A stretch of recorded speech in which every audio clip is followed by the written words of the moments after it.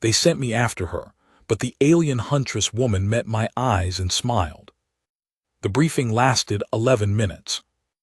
Davin Royce sat in the third chair from the left in Conference Suite B at the Outer Reach Enforcement Bureau's Keltara Station hub, a coffee going cold in front of him, and listened to Director Yale Mossa tell him everything she believed he needed to know about the target.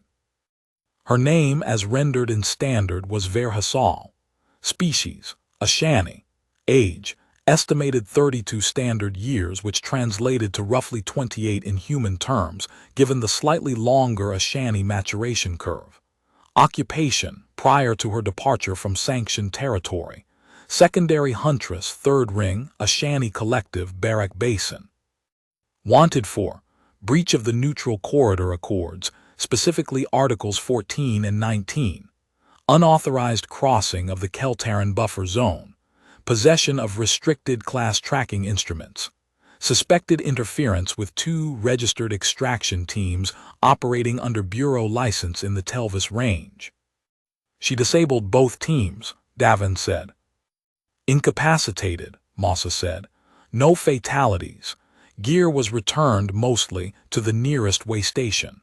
The teams reported being unconscious for approximately 6 hours and waking up with a note. A note. In standard, it said, "Your quarry has been released. Please consider another profession." Signed with a small drawing of what our xenolinguist identifies as an Ashani territorial glyph meaning something like, "She had to think for a moment. Do not return." Davin looked at the photograph on the briefing screen. He'd been looking at it since the slide appeared, and he kept returning to it because the photograph didn't match any of the language Mossa was using. Words like asterisk breach and interference suggested something sharp, something cornered and frantic. The photograph showed a woman standing in low scrubland at what looked like late afternoon, looking at something off camera, and she looked like the most settled thing in the landscape. Like the land was arranged around her, instead of the other way around. The Ashani were near human in shape but not in coloring. Her skin was a deep, layered copper bronze, more dimensional than any human pigmentation, as though it absorbed light rather than reflecting it. Her hair was the color of iron filings and hung loose past her shoulders. Her eyes in the photograph were closed. She was turning into the wind, face tilted slightly up, and the expression was one of focused attention, the way a tracker looked when reading a trail that wasn't a trail yet. She wore hunting leathers in a color that didn't have a standard name but lived somewhere between charcoal and blue-green. 2 long, curved blades crossed at her back. A third, shorter blade was horizontal at her hip, accessible to either hand. She looked like exactly what she was. She also looked like someone it would be very stupid to underestimate, and the 2 incapacitated extraction teams were evidence that most people did. "Why me?" he said. Mossa paused. She was the kind of director who paused because she was deciding whether to say the full truth or the operational version, and the pause was long enough that Davin suspected he was about to get the operational version. "You have the best track record for non-lethal retrieval in the Bureau," she said. "We want her brought in intact. The Ashani Collective has filed a formal inquiry about their missing Huntress. If she comes back damaged, we have a diplomatic situation." "And the full version." Mossa's pause was shorter this time. She almost smiled. "The first 2 teams we sent were extraction specialists. Standard approach, track, corner, overwhelm with numbers." She walked through them like they weren't there. "The 3rd team we briefed haven't found her trail in 6 days. You, on the other hand, are not an extraction specialist. I'm a recovery operative. There's a difference."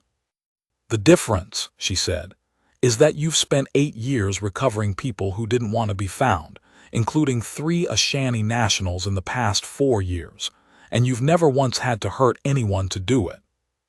He looked at the photograph again. "She's not a fugitive. She violated corridor accords, but nothing she's done meets the standard for violent criminal. What does the Bureau actually want with her?" "The Bureau wants to understand what she was tracking in the Telvis range," Mossa said.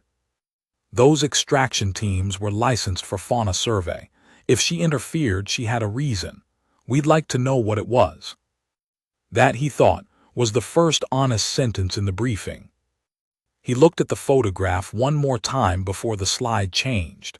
The wind in the scrubland. Her face turned into it, the expression of someone reading information that wasn't visible yet. He took the job. The Telvis Range was a geological accident on a world that was itself mostly accident.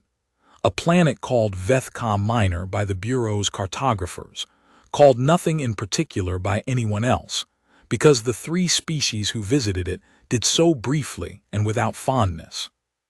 It was a range of pale limestone ridges that had been eroding for about 40 million years and were still working on it.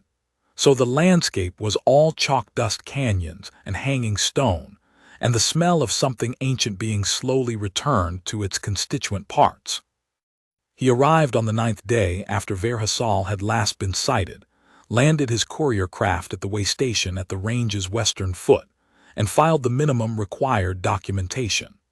The way station had a human operator, a woman named Huntress who ran a small resupply post for survey teams, and who had, apparently, already given the same information to 3 previous Bureau teams and was visibly tired of it.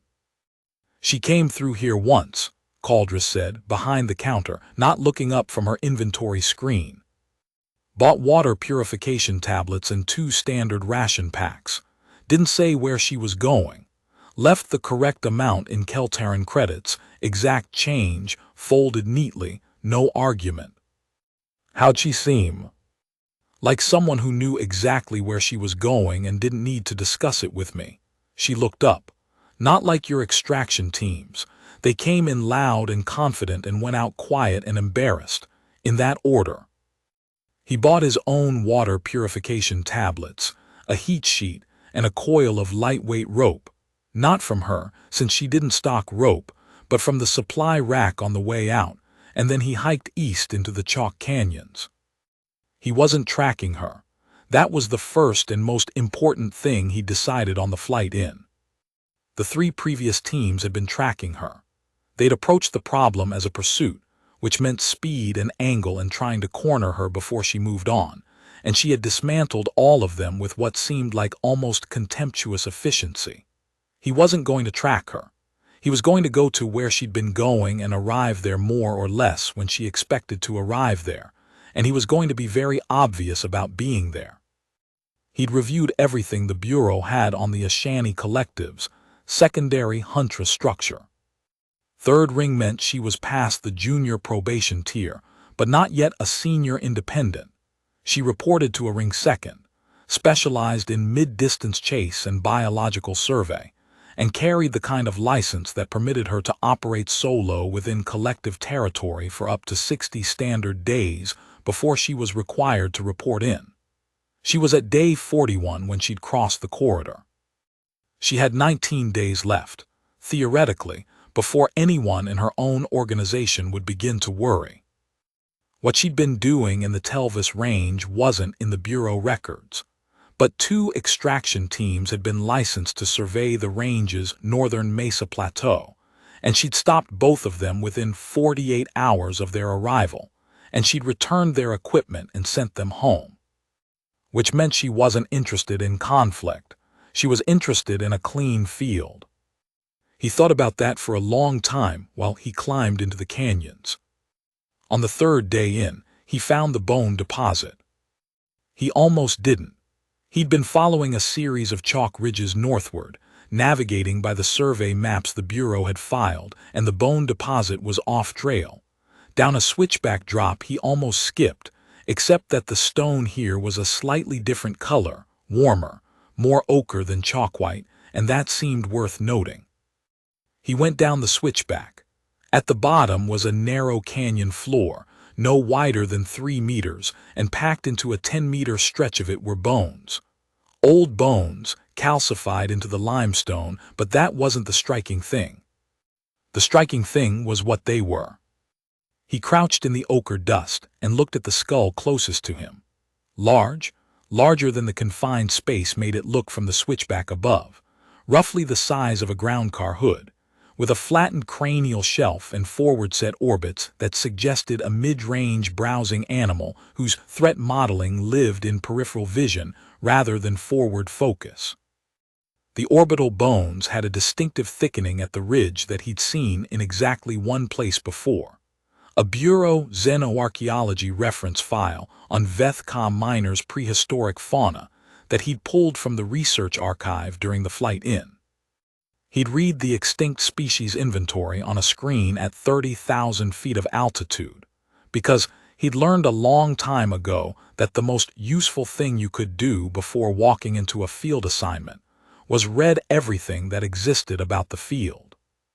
He'd noted three things in that inventory: that the megafauna population had collapsed approximately 12,000 standard years ago in what the survey record called a mass die-off event of unclear causation, that the fossil record was considered primary and therefore covered under the protected extinct fauna clause of the Keltaran Charter, and that the Bureau's Ecological Survey had flagged the Telvis Ranges Canyon system as the region of highest fossil density in the planetary record.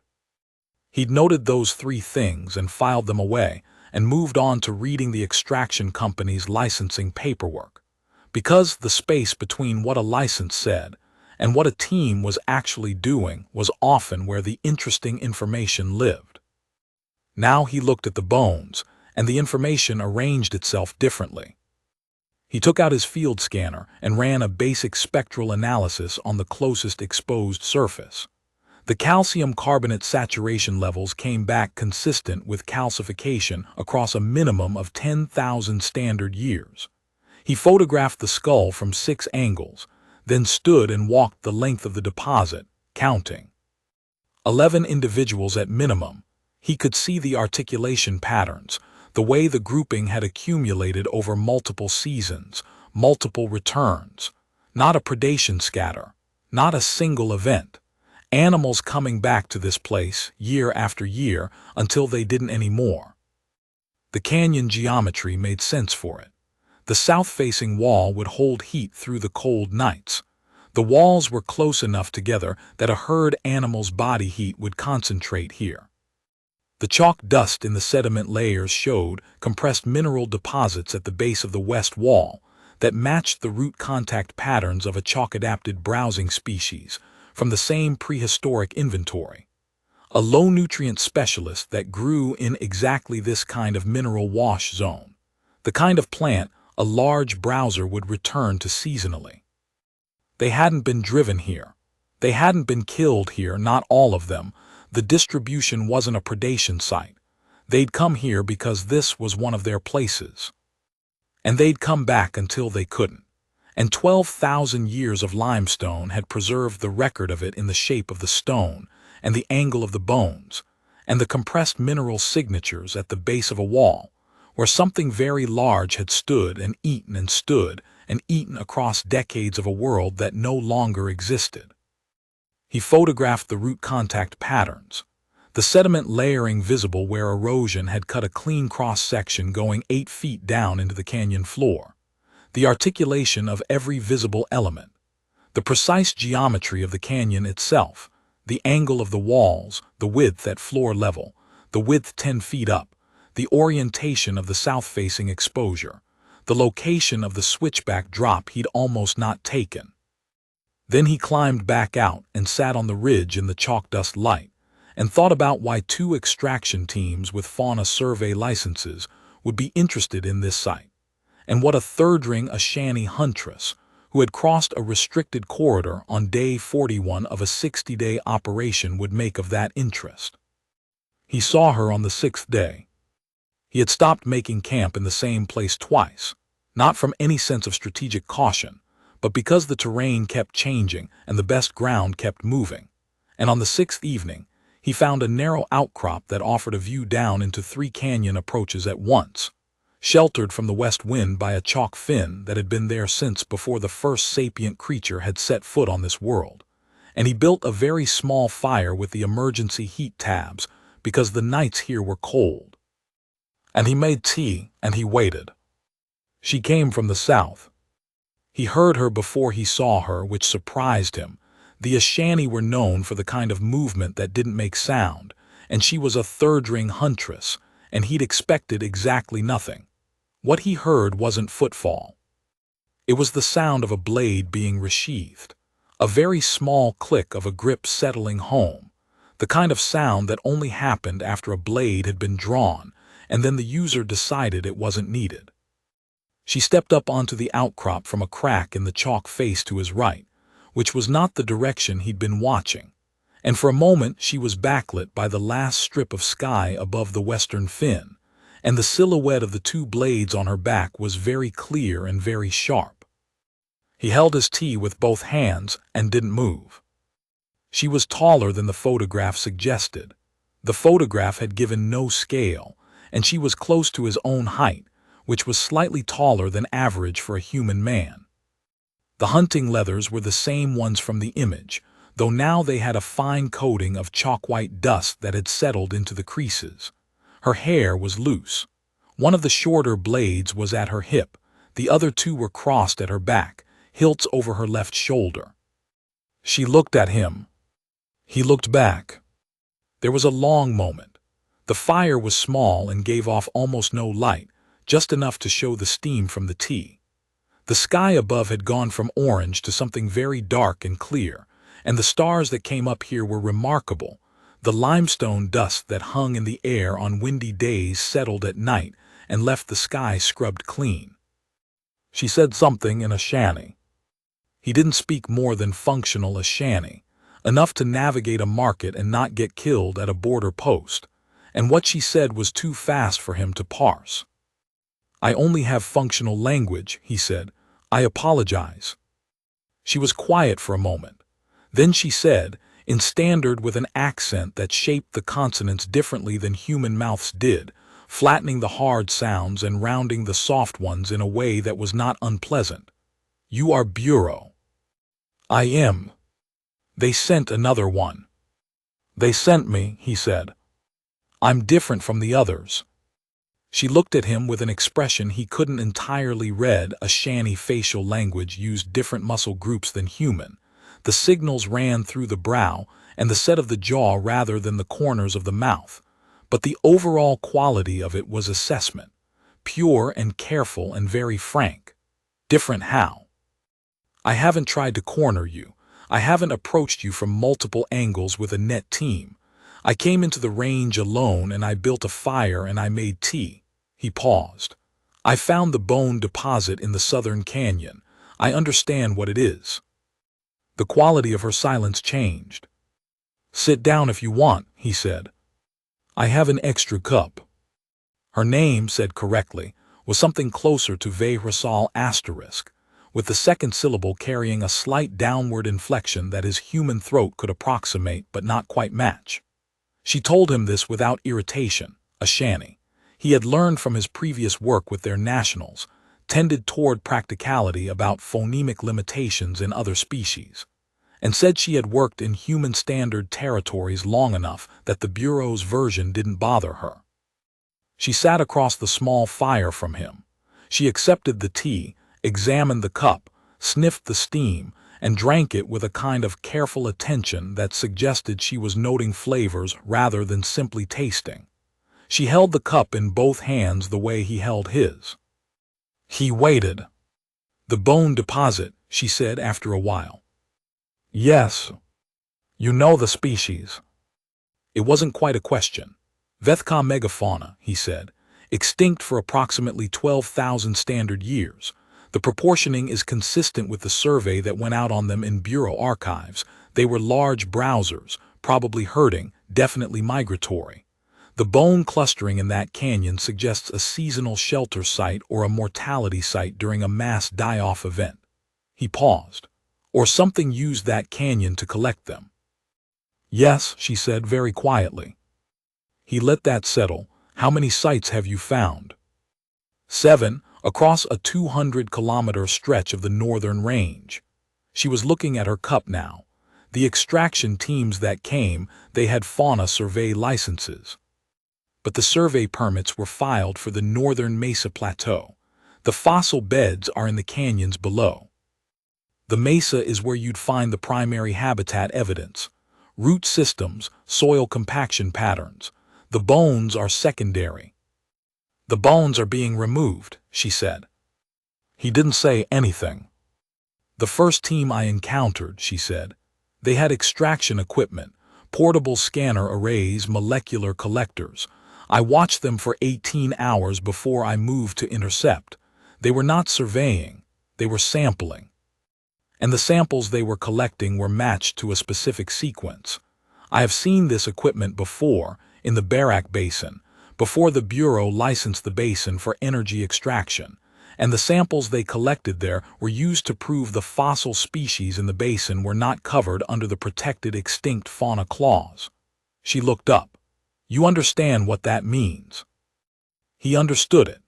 The Protected Extinct Fauna Clause in the Keltaran Charter was one of the older conservation provisions. It prevented extraction operations in areas that contained the remains of species classified as extinct under Bureau ecological surveys, on the grounds that such sites were irreplaceable biological record. It had stopped 2 or 3 significant resource extraction operations in the past 20 years. It had also been successfully argued around at least once, using sampling evidence that redefined the fossil sites as secondary scatter rather than primary habitat. Someone wants to extract resources from the Telvis Range, he said. The range sits over a significant seam of teravite ore, she said. It has been classified as non-operational because of the fossil sites. If someone can provide sampling evidence that reclassifies the fossil record as secondary scatter, as material transported and deposited here rather than native, the clause no longer applies. And the bones in the southern canyon, were they transported? No, her voice was very even. The canyon walls show root contact patterning consistent with the megafauna's feeding behavior.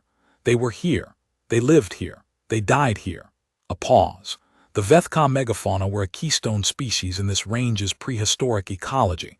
Without them, the chalk erosion pattern would have been entirely different. The shape of every canyon here was partly determined by their movement over 60,000 years.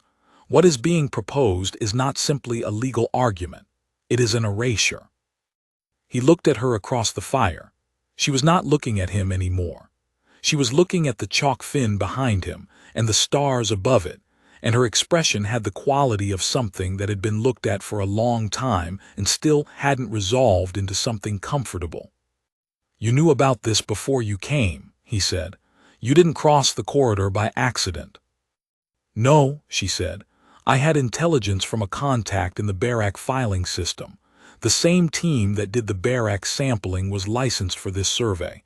I came to document the sites before they could be altered. A very slight pause, and to stop the alteration if I could not document it in time. By incapacitating the teams. By removing them from the field and returning their equipment so they could not claim interference with Bureau property, she said.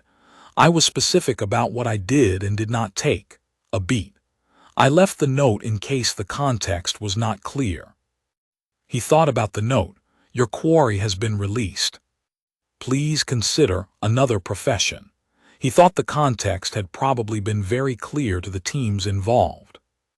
I have 7 documented sites, she said. Photographic survey, spectral analysis, root contact mapping, 3-dimensional structural modeling.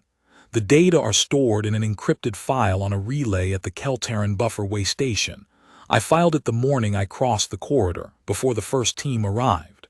The timestamp predates any sampling the extraction teams could have done. She looked at him. This is why I did not run further. You were waiting. I was waiting for someone from the Bureau to arrive who was capable of receiving what I had done and understanding it, she said. The first 2 teams were not that. They came to retrieve me. They were not interested in documentation. He was quiet for a moment. The fire had burned down to coals. The stars were very bright. And me, he said. She looked at him. It was a different look from the assessment in the first moment she'd stepped up onto the outcrop. Less measured, something else. You found the canyon, she said. Without being shown, and you understood it. A pause, very small, barely a beat. And you built a fire and made tea and waited. He named the relay file in his incident report the following morning, filed from his courier craft's communication array, with Verhasal reading over his shoulder. She had asked if she could, and he had said yes without thinking about it, and it was only afterward that he understood she was verifying he had filed what he said he was filing. The Bureau's legal unit flagged the relay file within 40 minutes. The timestamp held. The documentation was, by every technical standard Davin could think of, airtight, 7 sites, 342 spectral analyses, root contact mapping with geological correlation going back to the formation records, structural models built from the canyon geometry itself. The fossil record in the Telvis Range was primary. The megafauna had lived here. He also, in a separate filing, noted that the extraction team's survey permits had been applied for with fraudulent intent, and that the Bureau's licensing division should review the Barak Basin precedent with the new evidence. He did not, in that morning's report, note that Verhasal was standing at his shoulder reading the submission, or that she had brought her own data storage unit and was making a mirrored copy of everything he filed, or that she had, at one point, leaned past him to indicate a formatting error in the site coordinate entry that would have made the mapping data harder to parse. He filed a corrected version. "The Bureau will want to speak to you," he said, when he'd closed the filing interface. "I know."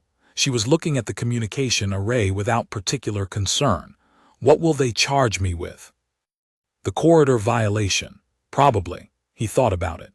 "Interference with licensed operations, possibly, though that's going to be difficult to argue given that the licensed operations appear to have been conducting fraud. Unauthorized possession of restricted tracking instruments." He paused. "I'll be honest with you. Mausa, the director, wants to understand why you did what you did. She's not particularly interested in prosecuting an Ashani Huntress who was stopping an illegal excavation. It would create more problems than it solved. And the Ashani Collective's inquiry will be answered by the same evidence that gets you cleared of the charges." He looked at her. "You've been reporting to a ring second for 41 days in your head. Is there anything in that report that would create problems for your own people?" She considered this seriously.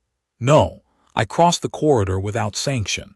I will receive a formal censure from the Collective's Conduct Board. I was acting outside my licensed territory, even for a good reason, and the Collective does not accept good reason as an automatic defense. It is a matter of procedure." She said this without bitterness, which he found interesting. "I will be suspended from external operation for 30 to 60 days. That seems reasonable." "It is reasonable," she agreed. "I violated the procedure. The procedure exists for reasons. I accepted the cost when I crossed." She paused. "The important thing was to cross." He sat with that for a while. Outside the courier craft's viewport, the chalk range caught the early light and went from gray to pale gold, a slow transformation that the range did every morning according to the angle of the local sun, and it was, he thought, rather beautiful in a stripped and skeletal way. 40 million years of slow erosion, and it was still beautiful. "I'll drive you to Kaltara Station," he said. "Or I can file a joint position paper first, if you want to review it before we go." "A joint position paper, documenting the nature of the interference with the extraction teams, the evidence you collected, and the reason the corridor violation occurred, with a recommendation that charges be reduced in light of the public interest served." He looked at her. "It would help your case before the Bureau, possibly also before the Collective, if you want to attach it." She studied him with that frank, unweighted attention. "Why would you do that?"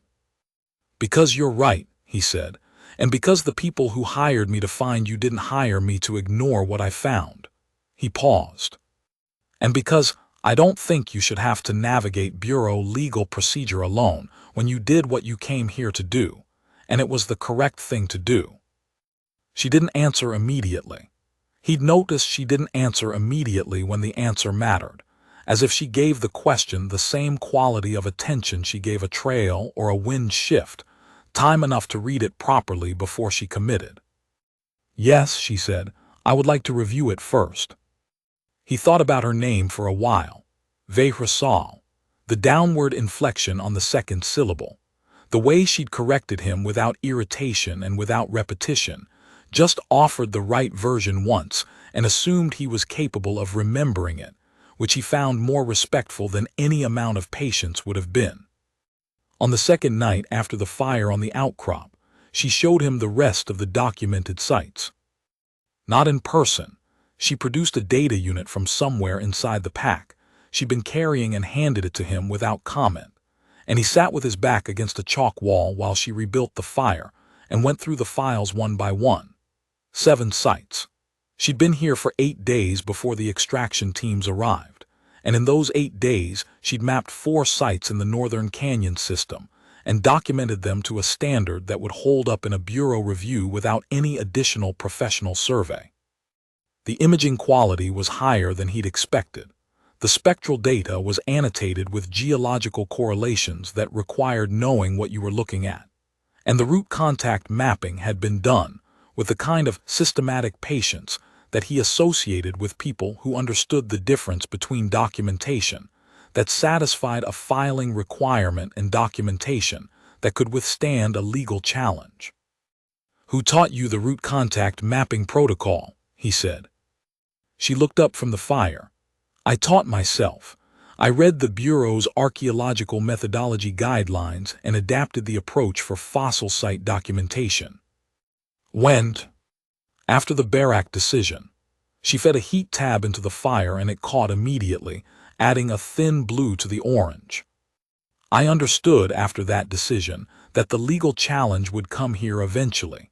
The Telvis Range has been known to the extraction companies since the Teravite seam was first surveyed. The protected extinct fauna clause was the only thing keeping them out, so I prepared." "For how long?" 3 years.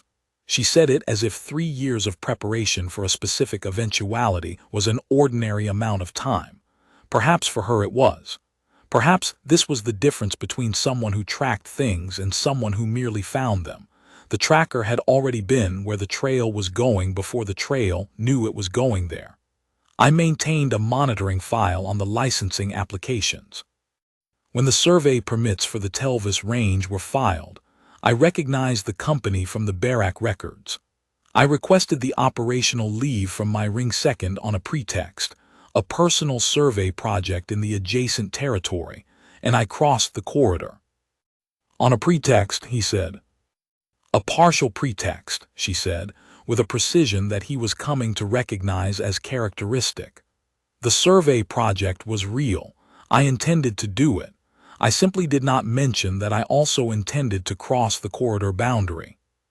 "Your ring second will be disappointed," she said, "but will understand in time what I was doing and why." A pause. "She has been my ring second for 11 years. She knows how I make decisions. She will not be surprised. She will simply be disappointed that I did not find a way to bring her along." He thought about that for a while. The fire was steady. The stars were the same stars they'd been the night before, which seemed obvious but which he found he needed to confirm. Something about the chalk range made time feel slightly compressed, the canyon days running together at the edges, the nights distinct but sequentially slippery. "The note," he said, "please consider another profession." She was quiet for a moment. Then, "The first team. They were professional, but the work they were doing was not. I watched them for 18 hours and I watched the way they moved through the sites. They weren't interested in what was there. They were interested in what the samples could be made to say. They had a conclusion and they were collecting evidence for it." She looked at the fire. "I found that offensive." "Scientifically?" "Yes, a beat, and in the other way." He understood the other way. The bones in the Southern Canyon, 12,000 years in the limestone, left there by animals that had come back to their place until they couldn't anymore. The shape of every canyon in the range determined partly by their movement across 60,000 years. The Chalk Range was theirs in a way that had nothing to do with ownership and everything to do with time, and someone was trying to erase the record of it to file a more convenient extraction permit. The glyph on the note, he said, the territorial marker. Your xenolinguist translated it as do not return. Approximately, she said, the more precise meaning is closer to this place is spoken for. She looked at him across the fire. I wanted to be accurate. They spent 2 days at the way station while he drafted the paper, and she went through it with what he could only describe as surgical precision. She flagged 3 instances where his legal language was technically accurate but ambiguous in ways that could be exploited by the opposing counsel in a bureau review, and she suggested specific wording that he confirmed was cleaner after pulling the relevant charter articles. He asked her where she'd learned bureau legal procedure. The Barak Basin, she said, after the ore extraction license was granted. I attended the review hearings as part of a collective observer delegation, and I read the filing record. A pause. I read the entire filing record. It took 4 weeks. For a case that didn't directly affect you. It affected the Barak species inventory, which affects the regional ecological web, which affects the Ashani settlements in the adjacent territory, which affects the collective. She looked at him over the top of the document she was reading. Everything connects. You cannot argue that a thing does not concern you by drawing the line close enough. He thought about that for a long time. The way station's small common area had 2 chairs and a table and a single viewport looking out at the western face of the Chalk Range, and they worked at the table, and Caldress brought them coffee in the morning without being asked and didn't say anything about it, which Davin suspected was her way of approving. The canyon, he said on the second morning, the southern one, the bone deposit. She looked up. What's the species name, he said. The formal Ashani designation. I want to put it in the paper. Kethsalani Vatar, she said. The words had a different texture in her mouth than anything else she'd said in standard, not performed, but old, the kind of word a person didn't say quickly. It translates roughly to the great walking shade. They were browsers. They moved through the canyon systems in seasonal patterns, following the specific plants that grew in the chalk mineral runoff zones. The canyon shape itself, the widths, the shelter angles, corresponds to their movement requirements. The range was theirs. It still carries their shape. He wrote it into the paper. Kethsalani Vatar *, with the translation in a parenthetical, and the note that the canyon morphology reflected their historic presence, and the note that this constituted primary habitat evidence under Bureau Ecological Survey Standard 7B. Thank you, she said, when she saw it on the screen. It belongs in there, he said. The flight to Keltara station was 11 hours. He flew.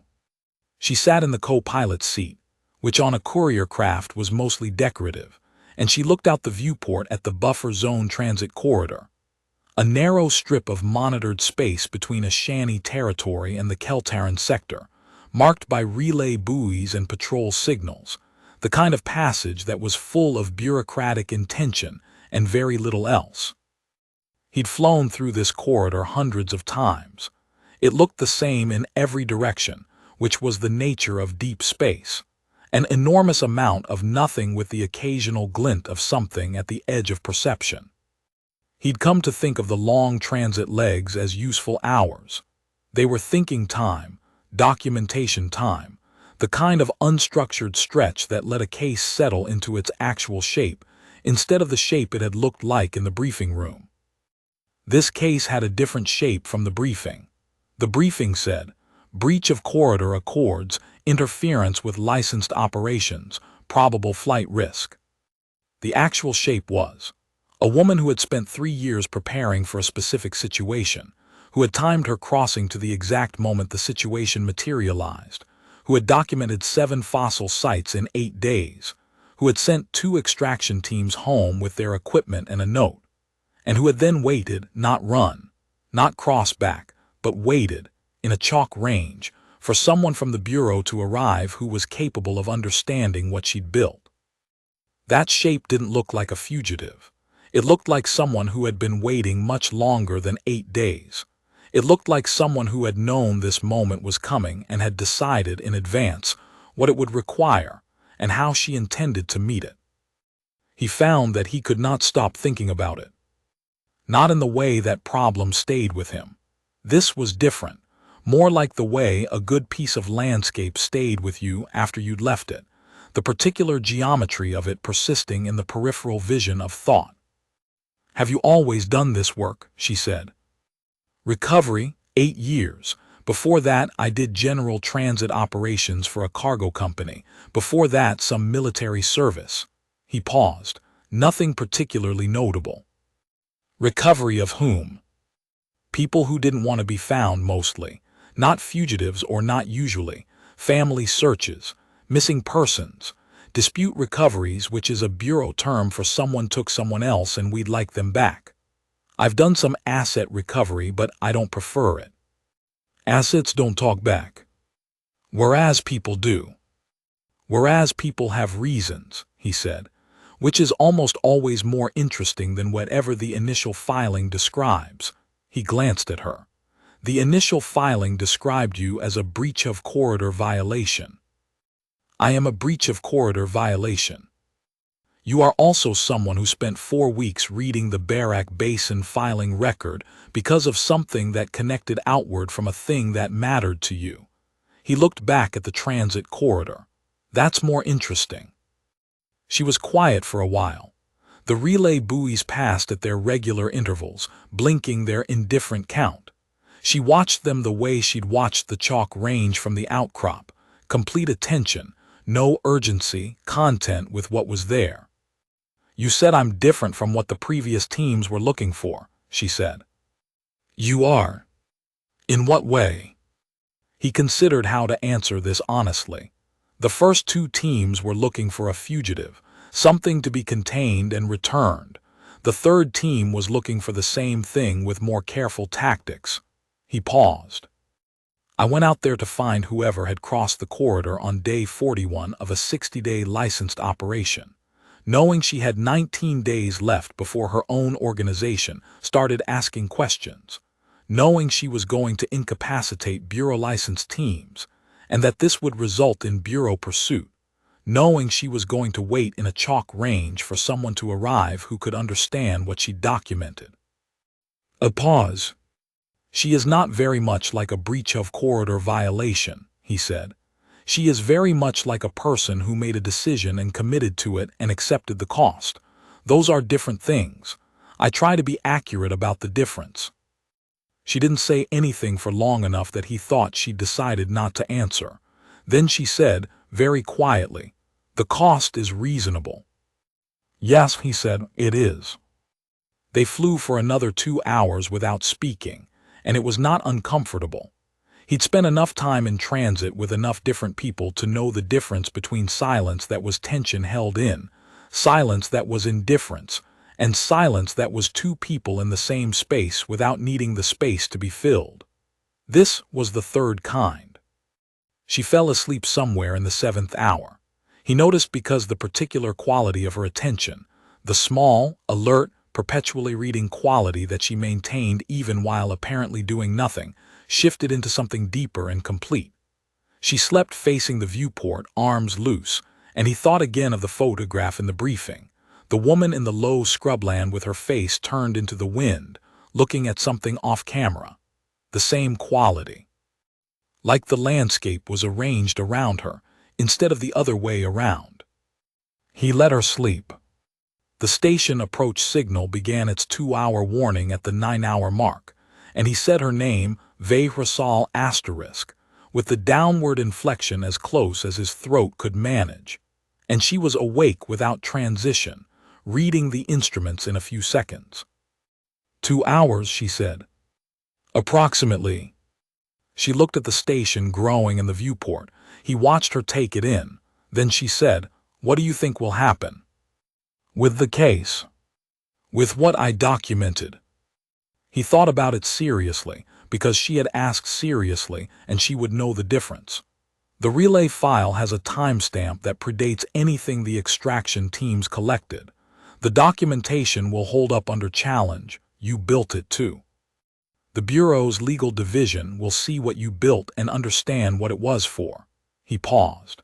I think the Telvis range stays protected. I think the extraction company's lawyers are going to have a difficult few months, and I think the circular citation problem in their other filings is going to make it considerably worse. She nodded once. The nod that meant this is consistent with what I calculated, and the correct thing appears to be happening. And the asterisk Kethalani Vatar, she said. They've been in that limestone for 12,000 years, he said. I think they'll stay. She looked at him then, and there was something in the look that was different from the frank assessment of the outcrop. Not more guarded, not less, just a different quality of seeing. The way light on chalk was different at different hours. You remember the name, she said. You said it once, he said. It seemed important to remember. She held his gaze for a moment. Then she looked back at the viewport at the station filling the frame, and he found he didn't need whatever she might have said next. There would be 9 days of review, and after the review there would be the Barak Basin, and the chalk formations that caught the afternoon light differently, and the mid-season that was apparently the best time. There would be time to learn the rest. The Bureau review took 9 days. He spent them on Kaltara Station, which was large enough to have a decent meal culture if you knew where to look and brutal enough in its ventilation to make spending long hours in the legal wing uncomfortable. He went to the legal wing anyway, because the position paper needed to be expanded twice in response to counter-filings by the extraction company's lawyers, who were good, and the expansion work went faster when he was close to the relevant filing terminals. Kaltara Station had been built in 3 phases across about 80 years, and it showed. The original core was compact and functional with good sightlines and practical corridor widths, and each subsequent addition had made its own architectural choices without much reference to the previous ones, so that you could walk from one section to another and feel the distinct decisions of 3 different facility design philosophies in the materials under your feet. He'd been coming through Kaltara for 8 years, and he'd never quite stopped noticing that the floors changed. She was confined to station quarters pending review, which was standard procedure. Not a cell, not a prison, just a set of rooms and a movement restriction to the lower transit levels. He brought her updated copies of the filings. She read them the same day and sent back annotations via the station's internal message system, precise, useful, sometimes sardonic. The sardonic ones he found disproportionately enjoyable.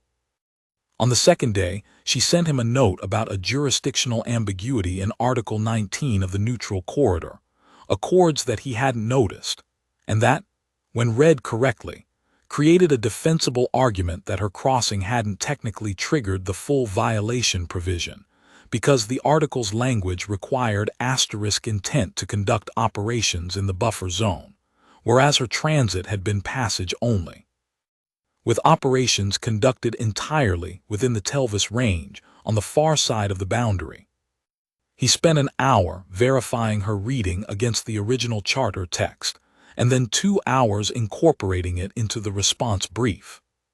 He sent her a message that said, "Where did you find the Article 19 reading?"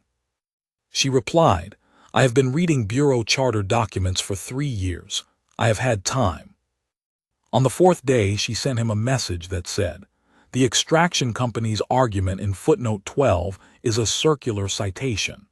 Their foundational source cites a study that was funded by the extraction company itself and discloses this in its appendix.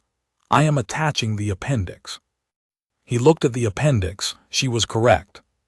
He filed a response that included the appendix and a note about the circular citation, and the extraction company's lawyers went quiet for 2 days, which he took as a meaningful silence.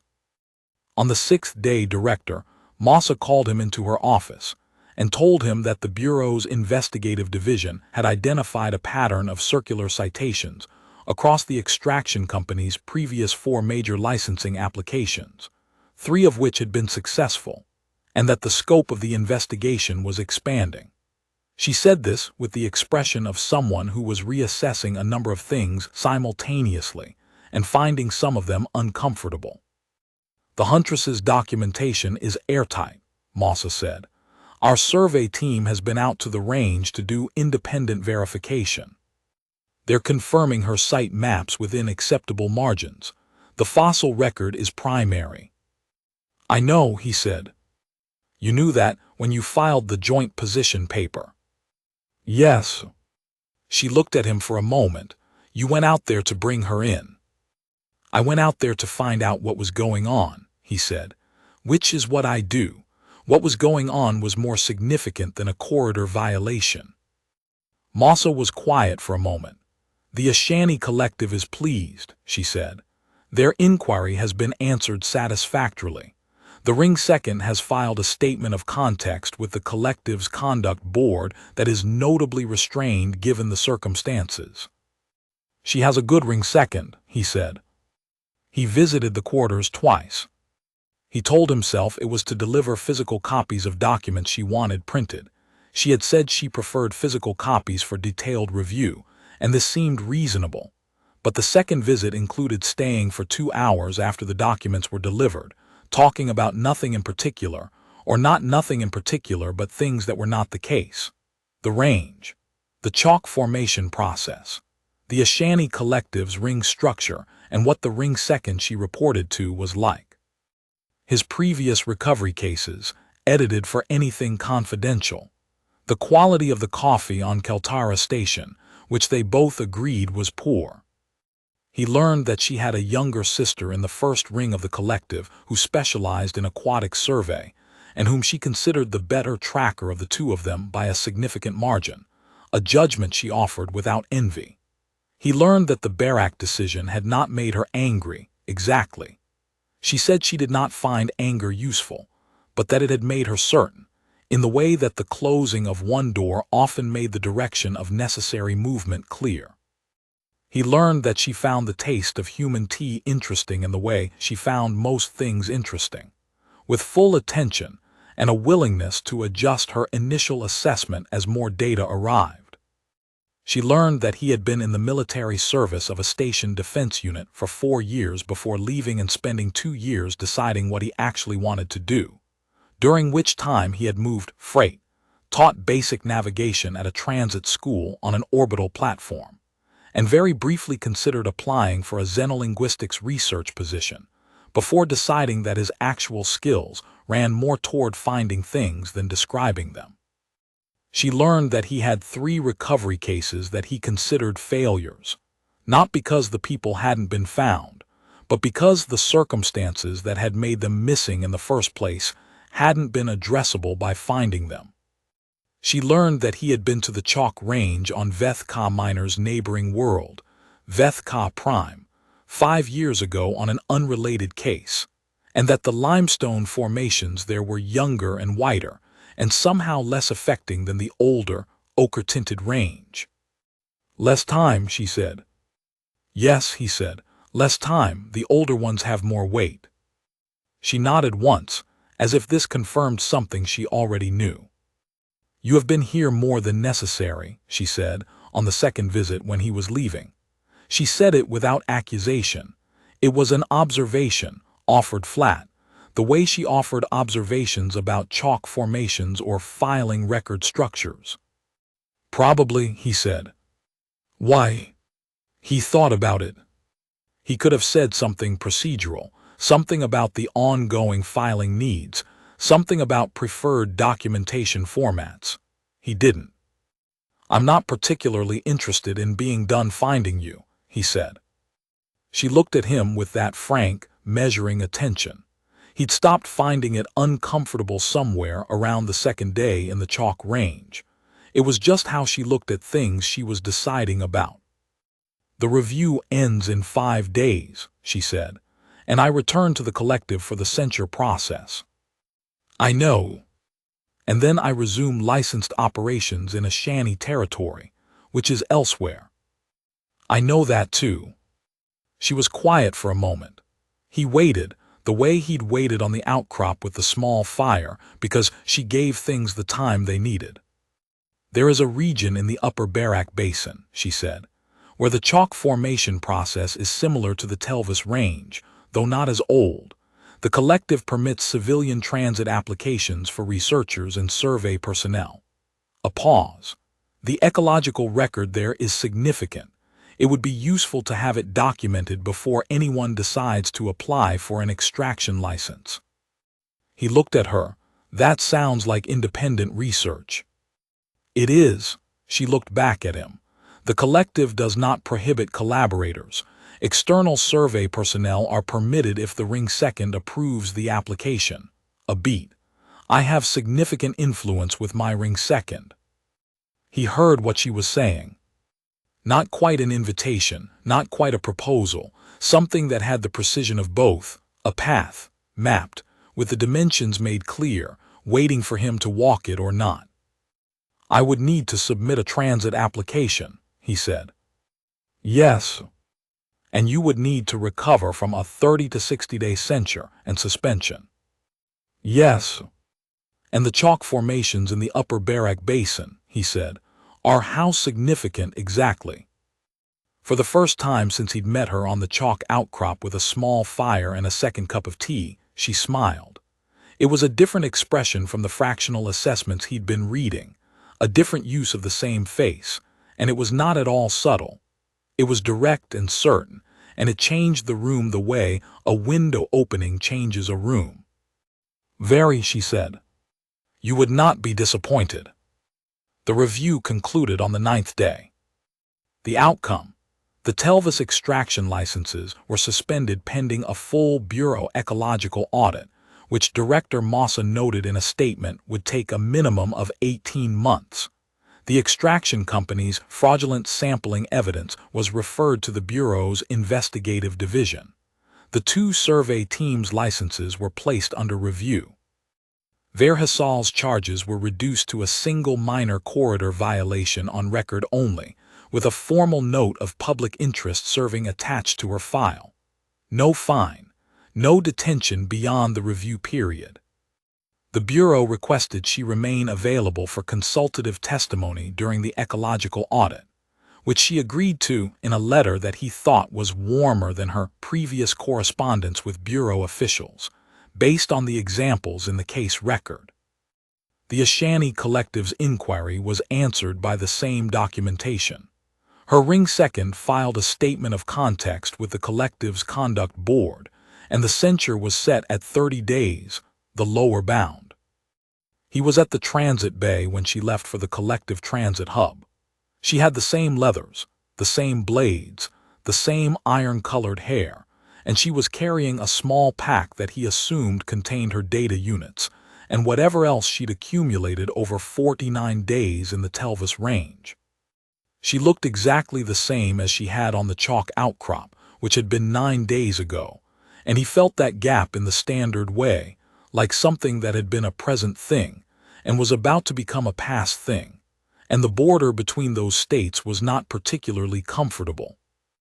The transit application form, he said. What field does the Ring Second require for the stated research purpose? Paleoecological survey, she said, with a focus on historical keystone species habitat mapping. That is a very specific focus. It is specific because I specified it. She looked at him. The transit bay was loud with announcement signals and boarding calls, and she spoke at ordinary volume because she didn't need to be loud to be heard. The application is reviewed within 14 days of submission. The 30-day suspension begins today. So the earliest the application could be approved is on day 31, a pause, if it is submitted today. He looked at her. The transit signal for her departing carrier went off, a long, resonant tone that Keltara Station used, for reasons he'd never understood, for every departure regardless of destination, as if all of them were equally significant. I'll submit it this afternoon, he said. She picked up her pack. She looked at him one more time with that frank and certain regard, and she said, "Good." And then she turned and walked to the boarding gate, and he watched her go, and he thought about the chalk range and the small fire and the 7 documented sites of the *Kethsalani Vatar*, and the canyon that had been shaped by their passage over 60,000 years, and the way a thing carried the shape of what had lived in it long after the living was done. On day 31, the transit application was approved. He got the confirmation at 6:13 Keltara station time, while the coffee was still brewing, which was early enough that the notification sound woke him up slightly faster than he'd intended to be awake. He read the confirmation, and then he read it again, and then he drank the coffee while it was still too hot, which was a choice he made sometimes when things were going well, and he forgot to be careful. There was a message from Verhasal in the same notification batch, which he thought the timing system had probably managed through some coincidence of send times and relay sequences, but which felt, in the early light of the station's artificial morning cycle, like something other than coincidence. It said the upper basin is at its best in the mid-season. The chalk formations catch the afternoon light differently than the Telvis. Bring better tea. He wrote back, working on it, arriving in approximately 14 days pending transit logistics. I'll bring the good tea. He sent it, and then he sat with the coffee and the good news and the window that looked out at the transit corridor's quiet relay buoys, and he thought about a woman on a chalk outcrop who had met his eyes and smiled, and the 41 days she'd carried before that moment, and the canyon below, and the bones of something that had shaped a landscape for 60,000 years and left the proof in every angle of the stone. He thought, there are people the Bureau sends people after, and then there is what you find when you get there, and sometimes what you find is the whole point, and sometimes the whole point is what you do about it. He finished the coffee, then he started packing for the Barak Basin,